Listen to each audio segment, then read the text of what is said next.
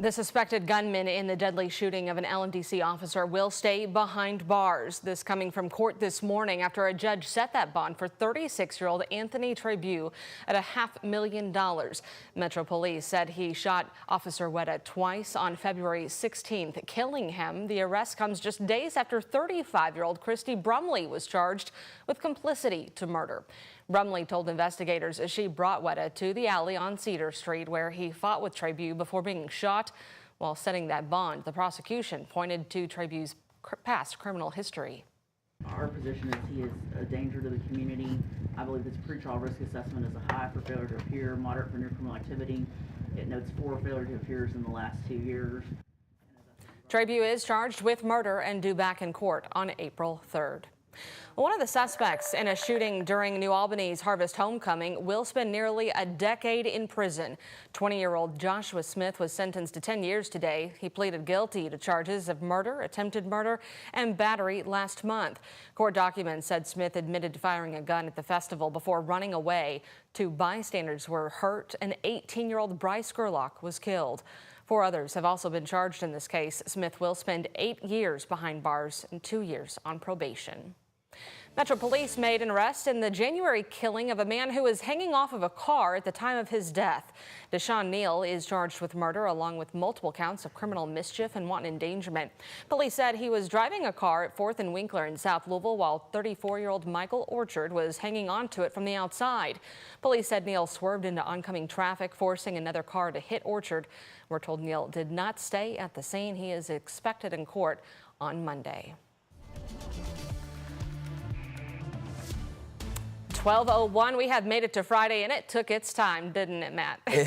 The days were making their way here slower and slower, but we did finally make it, and it's warm out here, Brooke. It's nice. We're going to hit, what, close to 80 today? I think we will see 80. As a matter of fact, yeah, this afternoon there are plenty of sunny skies out there with us. We've got just a few small passing clouds that will be out and around as we go throughout the remainder of the afternoon, but right now around downtown Louisville, temperatures in the upper 70s. So yes, I wouldn't be surprised if we do see the 80-degree mark pop up here in just a few more hours. We've got wind staying breezy too, out of the southwest at 17 miles per hour and gust approaching 30 miles per hour at times. So certainly a breezy afternoon for us here in Louisville. So we're going to continue to stay in this pattern as we go further on into the next upcoming days. Check out a view of the city there, looking beautiful. The skies are looking great, and we've got a nice, perfect setup for us.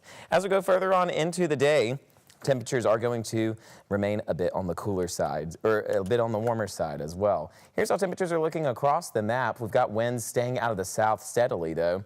We are tracking winds that are gusting close to 30 miles per hour, keeping us a bit on the warmer side. And here's how things are shaping up on satellite and radar. We've got just a few showers and storms further towards our north, but an area of high pressure is really keeping things on the quiet side for us here in the Louisville metro. You'll notice some of those showers continuing to cluster together closer towards the Great Lakes. That's going to stay away from us as we go further on into our Friday. We're going to have more details all about what you can expect with the weekend, though. We're tracking some thunderstorms coming up here in just a few short minutes. Thank you, Matt. The Omni Hotel is being sued by a former spa employee.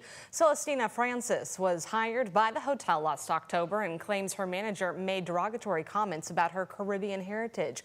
Francis said they even admitted it was inappropriate at work. After filing an HR report, Francis claims her hours were cut without explanation, and she said that is what led to her resignation. A company like this should know better, and they should have procedures in place, which we'll find out as part of the litigation.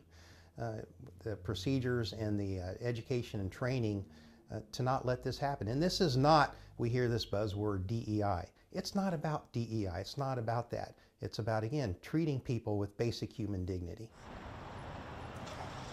In a statement, the hotel told us Omni is firmly committed to integrity, fairness, and respect, and will address this matter through the appropriate legal channels. Well, today is the last day of the Kentucky legislative session, which means it's the final effort from lawmakers to get their bills pushed through by overturning any of Governor Andy Beshear's vetoes. The first override by the House centered around conversion therapy. Our Alexander Goldberg and photojournalist Jessica Farley take us to Frankfort. Those in favor of overriding the veto, vote aye. Those opposed, nay. As votes flood in on the Kentucky House floor, the Republican supermajority is laser-focused on overturning Governor Andy Beshear's vetoes. 78 members voting aye, 20 members voting nay. House Bill 495 is passed, the governor's veto notwithstanding.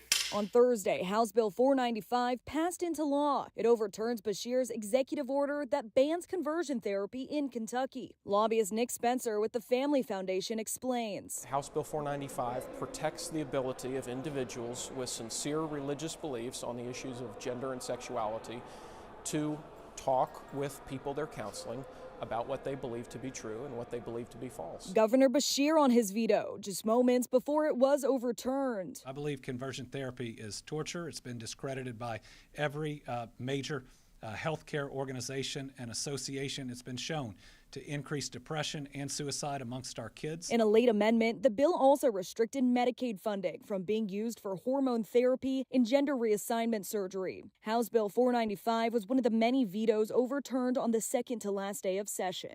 Alexandra Goldberg, WHAS11, on your side. Now, that Republican supermajority also overrode Governor Beshear's veto of House Bill 4, which requires Kentucky colleges and universities to defund DEI initiatives and eliminate those offices. The Jeffersonville City Council has approved a controversial fire territory agreement between Jeffersonville and Utica Township. The approved plan would add full-time fire service for 1,500 residents in the territory and create a new taxing entity in Clark County. The plan would cost taxpayers $30 million a year, which would be paid by taxing entities like Charlestown, Clarksville, and school districts because of the way Indiana tax laws are set up. However, the plan cannot be okayed until the Utica Fire Board votes on that proposal. Well, the problem there is, you know, the Utica Fire Board was recently removed by county commissioners just before the initial vote on that fire territory. Councilman Dustin White says the plan will be worth it in the end. It's a long and winding road, but if you're on the right path and things go your way, you're going to get there. And so, you know, having to put in that extra fight, I think makes it even more rewarding, more satisfying in knowing what you're doing is right for the people who elected you. A lawsuit over the firing of that fire board is scheduled to be heard today, which could see members reinstated if the judge grants an injunction against their dismissal. Our Travis Breeze will be at that court hearing today. We'll give you the latest coming up at 4. A Southwest Louisville park has been renamed to honor fallen Metro Police Officer Nick Rodman. Just last night, Metro Council voted to change the name of the in-progress Windsor Park to Nick Rodman Legacy Park. Officer Rodman was hit by a car and killed while responding to a call in March of 2017. Construction of that park began in April of last year with plans including a playground and spray ground. Parks and Rec said it's set to open later this spring.